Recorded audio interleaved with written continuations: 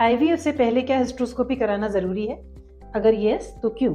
मैं हूं डॉक्टर ज्योति मिश्रा, गायनेकोलॉजिस्ट, और आज आपको बताने वाली हूं कि अगर आपका टेस्ट ट्यूब बेबी या आईवीएफ का ट्रीटमेंट प्लान है तो इज हिस्ट्रोस्कोपी एडवाइजेबल? हिस्ट्रोस्कोपी क्या होती है? हिस्ट्रोस्कोपी मीन्स यूट्रस के अंदर जब हम दूरबीन डाल के देखते हैं, टेलीस्कोप डाल के देखते हैं, तो उसको कहते हैं हिस्ट्रोस्कोपी।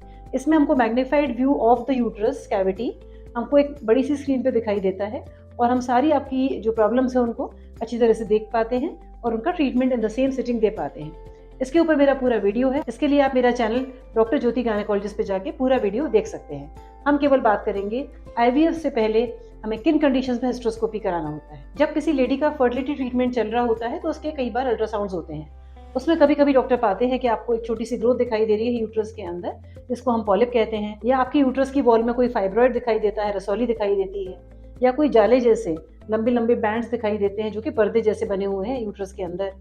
हो सकता है आपकी लाइनिंग हर महीने न बनती हो, एक तो साइज में बड़ा हो रहा है पर यूट्रस के अंदर लाइनिंग नहीं बन रही। इन सब कंडीशंस में हिस्ट्रोस्कोपी की जरूरत पड़ सकती है। ऐसा भी हो सकता है कि आपकी यूट्रस की कैविटी में बार बार फ्लूइड भर जाता है, मतलब जब आपका एम्ब्रियो ट्रांसफर का टाइम आता है उस समय फ्लूइड दिखाई देता है। या फिर आपके यूट्रस की शेप कुछ अलग लगती है, जैसे कि 3D अल्ट्रासाउंड हुआ, उसमें हमको कुछ वॉल्स बहुत ज़्यादा डीप लगती हैं, सेप्टम दिखाई देता है, या वॉल्स बहुत ज़्यादा जुड़ी हुई हैं ऐसा दिखाई देता है। इन सभी कंडीशंस में हमको हिस्ट्रोस्कोपी की ज़रूरत पड़ सकती है। एक और इंडिकेशन होता है, जैसे आपका कुछ HSG या IUI कभी हुआ और उसमें अगर डॉक्टर ने पाया कि आपके यूट्रस का माउथ बहुत टाइट है, जिसको हम कहते हैं सर्वाइकल स्टेनोसिस, ऐसे में भी हम हिस्ट्रोस्कोपी ज़रूर करते हैं और देखते हैं कि आपका रास्ता अगर टाइट है तो उसको हम ढीला करें, जिससे कि एम्ब्रियोज जब ट्रांसफर हो रहे होंगे तो उन पर कोई ब्लड ना आए, उसमें हमको प्रेशर ना लगाना पड़े उनको फोर्सफुली पुश करने के लिए। अगर किसी का आईवीएफ एक बार होके फेल हो गया है जबकि सारे फैक्टर्स अच्छे थे, एम्ब्रियोज भी अच्छे बने थे, सीमन क्वालिटी, एग क्वालिटी सभी कुछ अच्छी थी, लाइनिंग भी बहुत अच्छी बनी थी यूट्रस की, फिर भी अगर आपका आईवीएफ फेल हो गया तो नेक्स्ट आईवीएफ के पहले डॉक्टर्स एडवाइस करते हैं आपको एक हिस्ट्रोस्कोपी के लिए, क्योंकि कुछ कंडीशंस हो सकता है अल्ट्रासाउंड पिक ना कर पाया हो और जो हमको अपनी आंख से देखने में डायरेक्ट दिखाई दे। ऐसे में इंपॉर्टेंट होते हैं direction of the cervical canal. किसी किसी का डायरेक्शन थोड़ा डिफरेंट होता है, जिससे कि आपका एम्ब्रियो ट्रांसफर अगली बार इजीली हो जाए, उसके लिए भी हिस्ट्रोस्कोपी एडवाइजेबल है। हिस्ट्रोस्कोपी किस किस तरह की होती है? एक होता है डायग्नोस्टिक, एक होता है ऑपरेटिव। डायग्नोस्टिक मतलब जब मैंने बताया आपका फेल्ड आईवीएफ था या लाइनिंग अच्छी नहीं बन रही, इस समय हम डायग्नोस करने के लिए कि अंदर क्या प्रॉब्लम है जो कि इम्प्लांटेशन ठीक से नहीं हो पा रहा, उसके लिए जो उसको कहते हैं डायग्नोस्टिक हिस्ट्रोस्कोपी। केवल हम दूरबीन डाल के अंदर देखते हैं, कई बार हमको ऐसा कोई लीजन नजर नहीं आता तो हम एक छोटी सी बायोप्सी, मतलब छोटा सा टुकड़ा इनर लाइनिंग का, एंडोमेट्रियम का, लेके बाहर आ जाते हैं। ऐसे में हम देखते हैं दोनों ट्यूब्स की ओपनिंग आपकी सही से खुल रही है कि नहीं, ये सब देखने के लिए किया जाता है डायग्नोस्टिक हिस्ट्रोस्कोपी।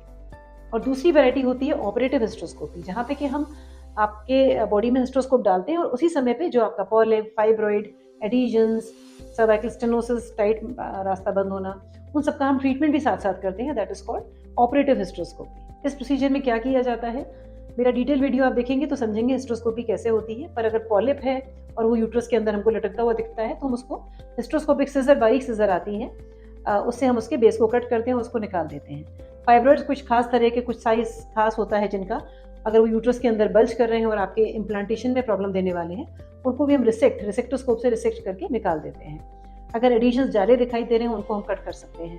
सेप्टम है उसको भी हम हिस्ट्रोस्कोपिक सिजर या रिसेक्टोस्कोप से कट कर देते हैं। क्या आईवीएफ से पहले हिस्ट्रोस्कोपी कराना ज़रूरी है?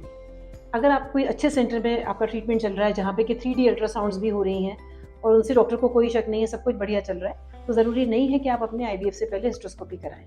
पर हाँ, जिन कंडीशंस में ये पॉलिप, फाइब्रॉइड, एडिशंस, इस तरह की चीज़ें दिखाई दे रही हैं, या फिर आपका फेल्ड आईवीएफ हो गया है, या आपकी लाइनिंग अच्छी नहीं बन रही है, बहुत थिक लाइनिंग बन रही है, इन कंडीशंस में हमको हिस्ट्रोस्कोपी करने की ज़रूरत पड़ सकती है। क्या इसके कोई कॉम्प्लिकेशंस हो सकते हैं? कॉम्प्लिकेशंस किसी भी सर्जरी में हो सकते हैं और लिस्ट ऑफ कॉम्प्लिकेशंस हो सकते हैं, जो कि हिस्ट्रोस्कोपी के लिए भी ट्रू है। पर अगर आपके डॉक्टर एक्सपीरियंस्ड हैं, आपका जो सेंटर आपने सेलेक्ट किया वो वेल इक्विप्ड है, सारे बेस्ट इंस्ट्रूमेंट्स हैं उनके पास, then it is should not be a problem.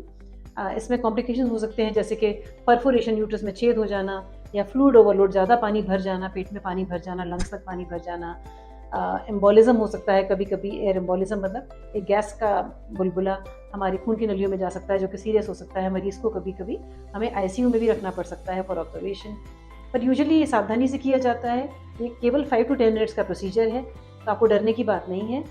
Experience surgeon से अगर आप कराएंगे तो इस तरह की प्रॉब्लम्स उम्मीद है नहीं आएंगी। इन अ नटशेल आज हमने बात की हिस्ट्रोस्कोपी का रोल बिफोर आईवीएफ, उसका डेफिनेटिव रोल है, पर हर पेशेंट को आईवीएफ से पहले हिस्ट्रोस्कोपी करवाना कोई ज़रूरी नहीं है। अगर आपको मेरा चैनल पे दी हुई इन्फॉर्मेशन पसंद आई है तो please like and share this video and subscribe to my channel, Dr. Jyoti Gynecologist. Thank you and best wishes.